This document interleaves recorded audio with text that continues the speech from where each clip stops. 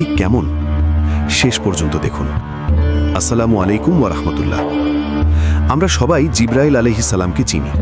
তিনি আল্লাহর সবচেয়ে বড় ফেরেশতা, ওহী নিয়ে আসেন। কিন্তু তার আসল রূপ কেমন জানেন?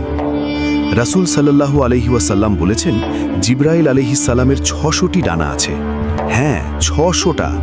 কল্পনা করতে পারছেন? আর তিনি যখন তার সব ডানা মেলে দেন, তখন পূর্ব দিগন্ত থেকে পশ্চিম দিগন্ত পর্যন্ত পুরো আকাশ ঢেকে যায়। সহিহ মুসলিমের হাদিস এটা। তার চেহারা এতটাই নুরানি যে সাধারণ মানুষ দেখলে সহ্য করতে পারবে না। এজন্যই তিনি দুনিয়ায় মানুষের রূপ নিয়ে আসেন, কখনো সুন্দর যুবক, কখনো সাহাবী দাহিয়া কালবির রূপে। কিন্তু এটা তার আসল রূপ নয়। তার আসল রূপ মাত্র একজন মানুষ দেখেছেন, রাসূল সাল্লাল্লাহু আলাইহি ওয়াসাল্লাম। এবং তিনি দুইবার দেখেছেন, প্রথমবার মিরাজের রাতে, দ্বিতীয়বার মক্কার বাইরে। রাসূল সাল্লাল্লাহু আলাইহি ওয়াসাল্লাম বলেছেন, আমি যখন তাকে দেখলাম তিনি এতটাই বিশাল ছিলেন যে পুরো আকাশ ভরে গিয়েছিল, আর আমি ভয়ে কাঁপতে শুরু করেছিলাম। কিন্তু জিবরাইল আলাইহিস সালামের শক্তি শুধু এতটুকুই নয়। জানেন তিনি কি করেছিলেন? যখন কওমে লূত আল্লাহর অবাধ্য হলো, জিবরাইল আলাইহিস সালাম তাদের পুরো শহরটাকে তার একটা ডানার ডগায় তুলে নিয়েছিলেন। পুরো শহর। তারপর উপরে নিয়ে গিয়ে উল্টে দিয়ে ফেলে দিয়েছিলেন।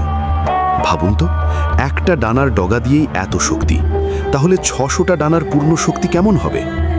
কোরআনে আল্লাহ বলেছেন, জিবরাইল অত্যন্ত শক্তিশালী। তিনি আরশের মালিকের কাছে মর্যাদাবান। তিনি সেখানে আনুগত্যপ্রাপ্ত এবং বিশ্বস্ত।